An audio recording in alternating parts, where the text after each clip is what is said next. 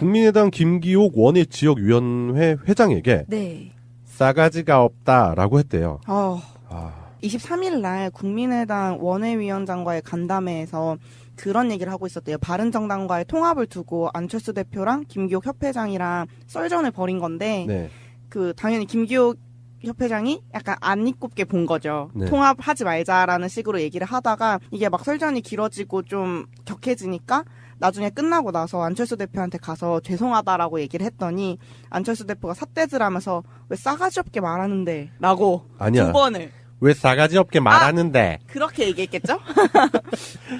예, 그러니까 제가 안철수라는 사람이 처음 정치를 한다고 이렇게 깝죽될 때 있었잖아요. 2010년도? 11년도? 그때부터 사람들에게 얘기했었던 게 뭐냐면 사업가 출신은 정치하면 안 된다.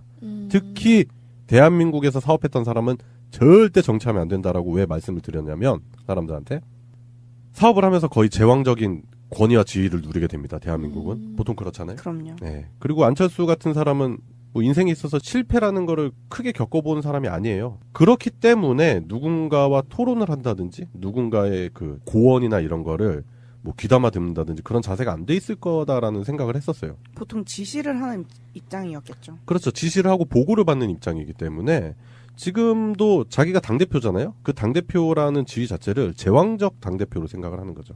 그러니까 이런 사람들이 만약에 대통령이 됐어 봐요.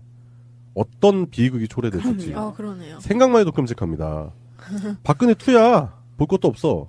그렇잖아요? 맞아요. 그리고 안철수 대표가 나중에 얘기한 걸 들어보면은 사적인 대화였다라면서 뭐 얘기를 하는데 김기옥 회장이 어느 정도 예의를 벗어난 행동을 했다 이런 식으로 얘기를 하는데 아까 정민님 말씀하신 것처럼 자기는 대표니까 그 밑에 사람들이 자신한테 이러한 자기 의견이나 이런 거를 보고를 해야 되는 그렇게 받아들여야 된다고 생각을 하는 것 같아요. 그러니까 뭔가 이렇게 고성이 오가거나 뭔가 말을 했을 때 왜 나한테 예의를 갖추지 않고 그렇죠. 얘기를 하지? 라고 생각을 하는 거죠. 그런 게 애초에 싫은 거 그런 부분이 아니라 그런 게 용납할 수 없는 거죠. 예, 그런 거 겪어보지 않은 사람이에요. 그렇잖아요. 지금 아노미에 좀 빠져 있는 것 같아요. 왜냐면 사실 이제 본인이 대표면 그래도 네. 이런 말을 자기가 들었을 때는 아무리 사적인 자리라고 하더라도 말을 좀 조심했을 것 같거든요. 어느 정도 정신이 남아 있으면. 근데 이게 좀 막 얻어맞고 얻어 터지고 그러니까 자기도 네. 이렇게 정신이 없었나 봐요. 그죠?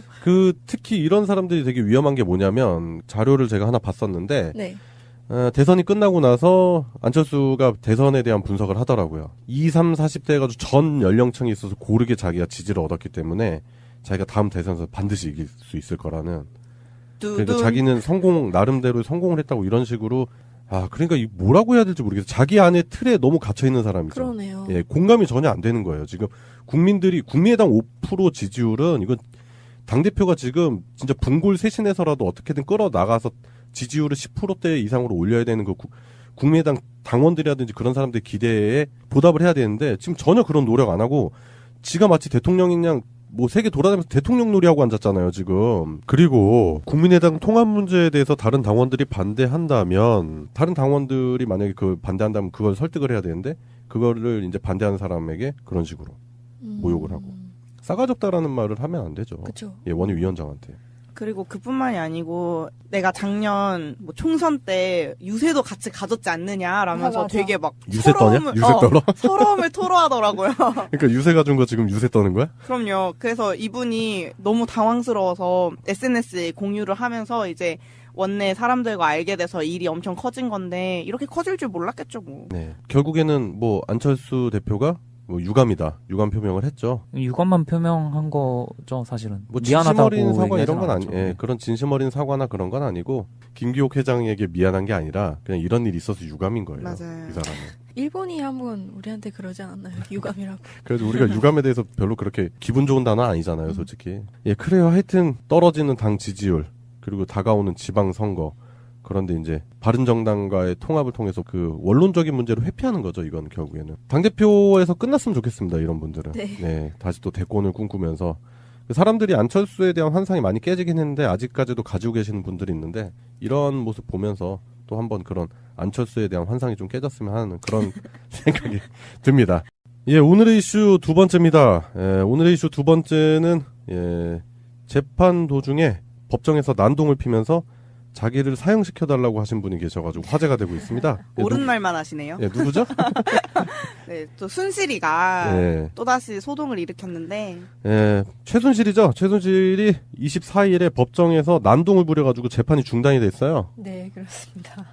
처음 법정에 들어오기 전부터 변호인한테 부탁해서 막 약을 좀 먹고 가야겠다. 네. 이러면서 뭐 이렇게 약을 또 먹고 갑자기 법정에서 있다가 갑자기 뭐 책상을 쾅쾅 두드리고 나 여기서 뭐 억울해서 못 살겠어. 빨리 사형시켜줘라고 광광 울었다는. 네.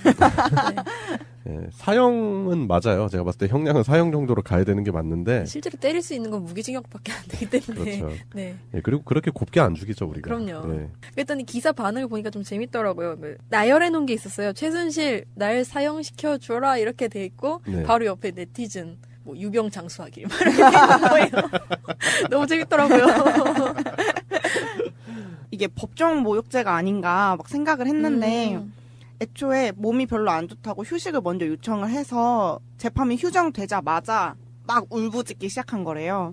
그래서 휴정하고 나서 막 사형으로 죽여달라 얘기를 하다가 나간 다음에 그 다음에 변호사가 와서 이제 최순실 없이 이렇게 이어갔다고 하더라고요. 근데 그렇게 떠든 것 때문에 뒤에 있는 개정 시간도 5분 더 지체되는 등 뭐 아무튼 변호사랑 얘기할 때도 밖에서 울부짖는 소리가 안에까지 들리고 했다고 해서 또 이것도 법정 모독죄 될 수 있을 것 같은데 싶기는 했어요. 법정 모독죄를 피하면서 이슈를 만든 거죠. 그러니까요. 딱 예. 휴정하자마자 막 울부짖고. 그러니까 다 되게 절묘하잖아요. 맞아요. 왜 감정의 기복이 하필이면 휴정할 때 나타나냐고. 이거는 제가 봤을 때 최순실의 돌발 행동이나 감정의 기복 때문에 생긴 게 아니라 일종의 액션이다. 네, 맞아요. 일종의 1인극인 것 같았어요. 예, 그러니까 치밀한 구성이 있었던 그런 상황인 거죠. 분명히 지금 현재 재판이 불리하게 돌아가요. 최순실 입장에서 봤을 때는 네. 재판이 유리하게 돌아가지 않을 거다라는 생각도 들었을 거고, 최근 또 이제 국정원 특수활동비 관련해가지고도 이제 그 혐의가 또 추가될 가능성이 충분히 있잖아요. 네, 그렇죠. 그 특수활동비가 약 4,500만 원 정도? 네. 그러니까 무슨 강남의 그 일명 비밀 의상실에서 네. 제작된 옷과 가방의 비용을 네.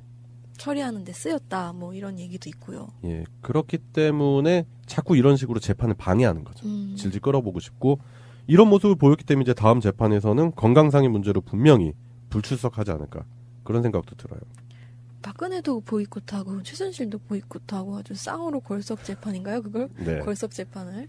근데 저는 사실 그걸 찾아보니까 미결 구금실이라는 게 있더라고요. 미결 구금실이요? 네, 그 계속 법정에서 판결을 받기까지 구속 수사가 진행되면 네. 그래서 구속해서 뭔가 재판을 받게 되면 그동안 구치소에서 있었던 시일을 그 형량에다가 포함하는 네, 그런 게 있대요. 근데 제가 요새 슬기로운 감방 생활인가 그걸 보는데 구치소랑 그 감방이라고 해야 되나? 교도소. 네, 구치소랑 교도소의 환경은 이게 같은 것 같으면서도 되게 많이 현저하게 다르게 묘사가 되더라고요. 그래서 혹시나 네. 여기서 어차피 자기가 형량 받을 거라니까 구치소에서라도 질질 끌어서 조금이라도 좀 편하게 지내보려고 그랬나?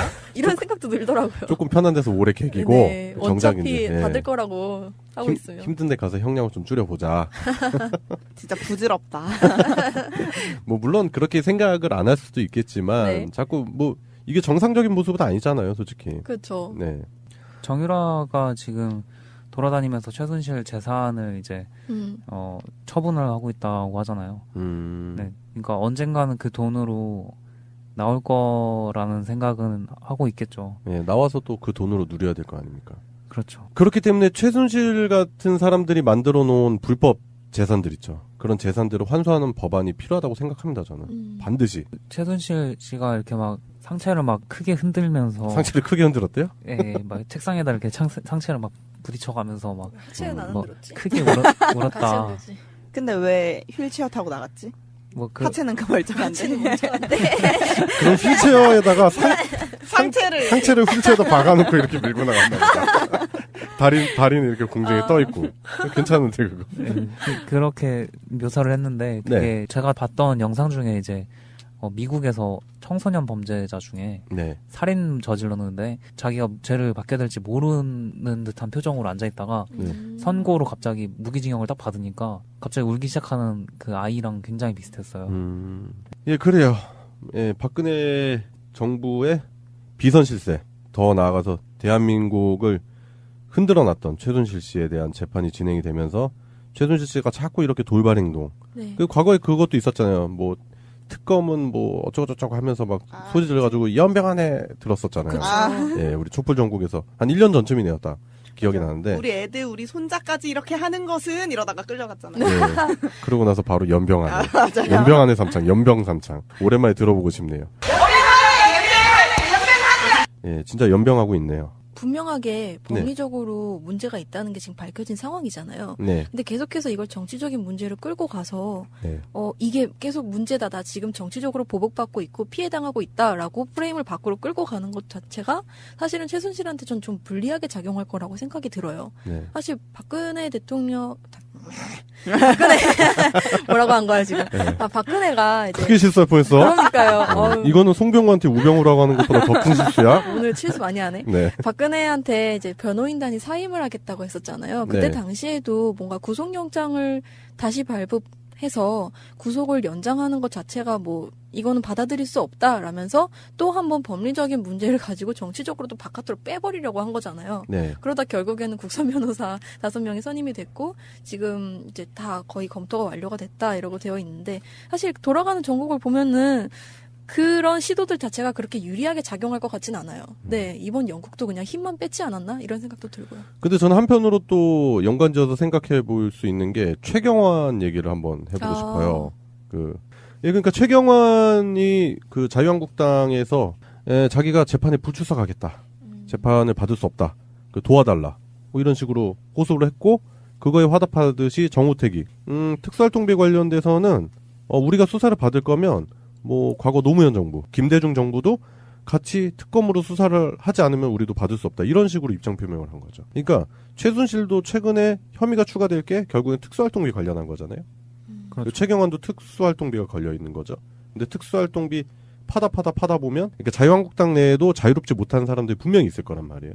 그렇기 때문에 지금 이게 총체적으로 특수활동비에 관련된 수사에 대해서 전면적으로 우리가 모르는 그 커넥션들을 통해서 연합전선을 이루고 반격하려고 하는 그런 모습을 취하는 것 같아요.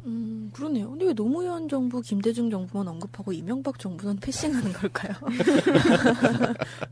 그리고 노무현 정부, 김대중 정부 때 관련된 거는 이미 다 그런 정황이 없고 다 사실 무근이다라는 게 이미 다 거의 다 소명이 돼 있습니다. 그런데 자꾸 이렇게 물타기를 거죠, 이 사람들. 예, 그래요. 최순실이 단순히 그냥 자신의 감정의 기복에 의해서 법정에서 난동을 부렸을 거라는 생각은 전혀 안 합니다. 분명히 여기에는 분명히 계산된 꼼수가 있을 거라는 생각이 들었고요. 최근에 있었던 여러 가지 사건들을 한번 연관지어가지고 정황을 한번 분석해 봤는데 이 사람들은 곱게 죽이면 안 되죠. 그리고 유병 장수시켜야죠. 예, 교도소에서 그러니까 형량을 계속 추가시켜가지고 진짜 이런 사람들은 사회적으로부터 격리시켜야 될 것 같고 예, 관련해서 뭐 최경환이 뭐 재판에 불출석한다고 하는데 제가 봤을 땐 조만간 심판의 날이 머지 않았을 것 같다. 그런 생각이 듭니다. 예, 그래요. 법정에서 난동을 핀 무의미한 인간에 대한 이야기를 해봤습니다. 사과 이런 건 아니, 예, 그런 진심 어린 사과나 그런 건 아니고 김기옥 회장에게 미안한 게 아니라 그냥 이런 일이 있어서 유감인 거예요. 맞아요. 이 사람은. 일본이 한번 우리한테 그러지 않았나요? 유감이라고. 그래도 우리가 유감에 대해서 별로 그렇게 기분 좋은 단어 아니잖아요, 솔직히. 예, 그래요. 하여튼 떨어지는 당 지지율 그리고 다가오는 지방선거.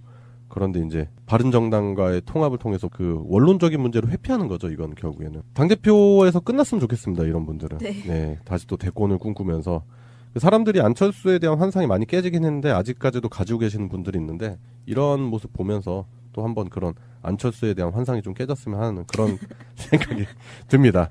예, 오늘의 이슈 두 번째입니다. 예, 오늘의 이슈 두 번째는 재판 도중에 법정에서 난동을 피면서 자기를 사형시켜달라고 하신 분이 계셔가지고 화제가 되고 있습니다. 옳은 말만 하시네요. 예, 누구죠?